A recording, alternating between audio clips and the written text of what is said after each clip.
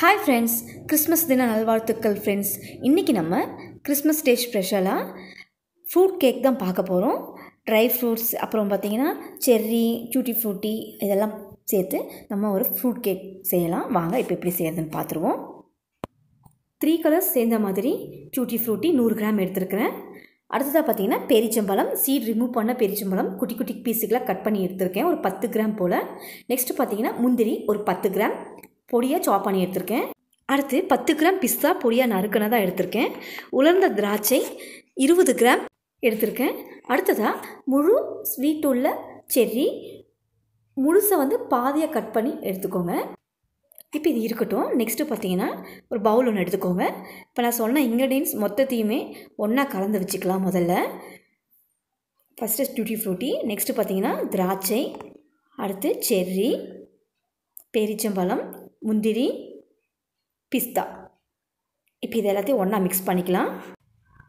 நல்லா மிக்ஸ் பண்ணியாச்சு. இப்போ இதில் 1 ஸ்பூன் மைதா சேர்த்து நல்லா கலந்து விட்டுக்கோங்க. ஒன்று ஒட்டாமல் வர்றதுக்காக தான் இந்த மைதாவை சேர்க்குறோம்.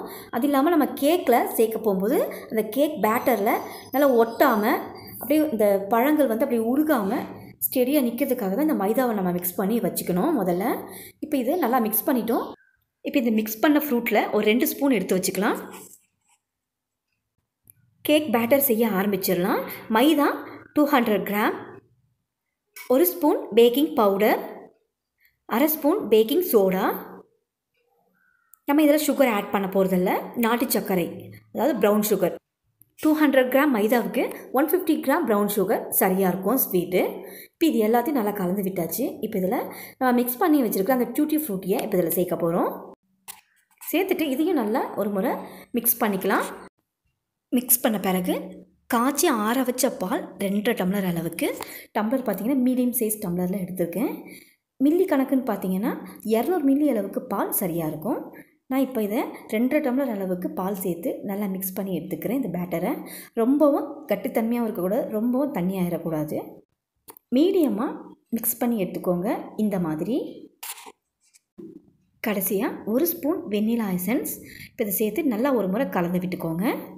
கலந்து விட்டுட்டு நம்ம இதை கேக்கை பேக் பண்ண ஆரம்பிச்சிடலாம். நான் இதை குக்கரில் தான் பேக் பண்ண போகிறேன். 3 லிட்டர் குக்கர் எடுத்துருக்கிறேன். உள்ளே ஃபுல்லுமே ஆயில் அப்ளை பண்ணியிருக்கேன். நீங்கள் பட்டர் பேப்பர் இருந்தாலும் நீங்கள் எடுத்து யூஸ் பண்ணிக்கலாம். இப்போ இந்த கேக் பேட்டரை மொத்தத்தையும் சேர்த்துருவோம். இப்போ இதை நல்லா தட்டி விட்டுக்கோங்க, பபுள்ஸ் விழக்கூடாது. இப்போ இதுக்கு மேலே மிக்ஸ் பண்ணி வச்சுருந்த டூட்டி ஃப்ரூட்டியை மேலே இந்த மாதிரி பரப்பனாப்பில் சேர்த்துக்கோங்க. இப்போ எல்லாத்தையும் சேர்த்தாச்சு. லைட்டாக ப்ரெஸ் பண்ணி விட்டுக்கோங்க. Cake batter ready. இப்போ நம்ம க்ளோஸ் பண்ணிவிட்டு பேக் பண்ண ஆரம்பிச்சிருவோம். லிட்டில் பெல்ட்டும் சேர்க்கலை, மேலே விசிலும் ஆட் பண்ணல. இப்போ இதை நம்ம பேக் பண்ணிடலாம். தோசை தவா நல்லா ஹை ஹீட் பண்ணிவிட்டு சிம்மில் வச்சுருங்க. இப்போ இந்த குக்கரை மேலே வச்சுட்டு கிட்டத்தட்ட 40லேருந்து 50 நிமிஷம் வரைக்கும் இதை நல்லா பேக் பண்ணிவிட்டு பார்க்கலாம். சூப்பராக ரெடி ஆகிட்டு வந்திருக்கு ஃப்ரூட் கேக். இப்போ இதை நல்லா வெந்திருக்கான்னு பார்க்கலாம். நம்ம கத்தி வச்சு குத்தி பார்த்தீங்கன்னா ஒட்டாமல் வரணும். இப்போ இது நல்லா ஆறி வரட்டும். ஆறி வந்த பிறகு பிளேட்டுக்கு சேஞ்ச் பண்ணிவிட்டு பார்க்கலாம். ஓரளவுக்கு நல்லா ஆறி வந்திருக்கு. இப்போ பிளேட்டுக்கு சேஞ்ச் பண்ணிடுவோம். திருப்பிட்டு இந்த மாதிரி லைட்டாக தட்டி விட்டிங்கன்னா ஈஸியாக வந்துடும். ரெடி ஆகிடுச்சு ஃப்ரெண்ட்ஸ். ஸ்பாஞ்சியாக சாஃப்டாக வந்திருக்கு. நீங்களும் இதை இந்த கிறிஸ்மஸுக்கு ட்ரை பண்ணுங்கள்.